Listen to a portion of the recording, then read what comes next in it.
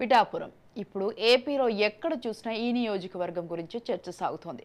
జనసేన అధినేత పవన్ కళ్యాణ్ వచ్చే ఎన్నికల్లో పిఠాపురం నుంచి పోటీ చేస్తారని ప్రకటించారు. దీంతో పిఠాపురం నియోజకవర్గం ఏపీ రాజకీయాల్లో ఒక్కసారిగా హాట్ టాపిక్ గా మారింది. గత ఎన్నికల్లో పోటీ చేసిన 2 చోట్ల ఓడిపోయిన పవన్ కళ్యాణ్ వచ్చే ఎన్నికల్లో ఎలాగైనా గెలిచి చట్టసభల్లో అడుగు పెట్టాలని ప్రయత్నిస్తున్నారు.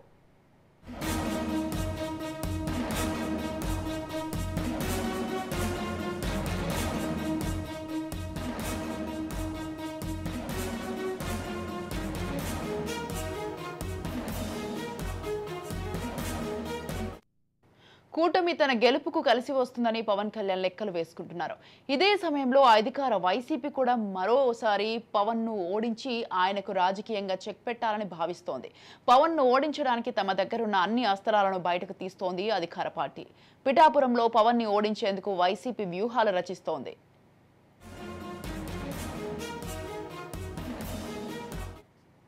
ఇదిలా ఉంటే పవన్ కళ్యాణ్ పోటీ చేస్తున్న పిఠాపురంలో రాజకీయం మరో మలుపు తిరిగింది. పిఠాపురం నియోజకవర్గానికి సంబంధించిన ఓ వార్త సోషల్ మీడియాలో వైరల్ గా మారింది.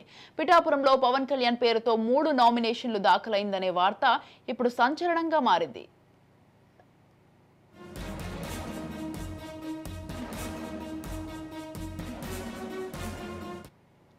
కోనేటి పవన్ కళ్యాణ్, కొనిదెల పవన్ కళ్యాణ్, కనుమూరి పవన్ కళ్యాణ్ పేర్లతో ఉన్న ఓ పోస్టల్ బ్యాలెట్ ప్రజెంట్ సోషల్ మీడియాలో వైరల్ గా మారింది.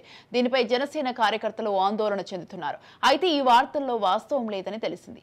ఈసీ వెబ్సైట్ ప్రకారం పిఠాపురం బరిలో పవన్ కళ్యాణ్ పేరుతో ఒక్కరే పోటీలో ఉన్నారని తేలింది. ఈ నియోజకవర్గంలో మొత్తం 11 మంది నామినేషన్ దాఖలైనట్టు ఎన్నికల అధికారులు ప్రకటించారు.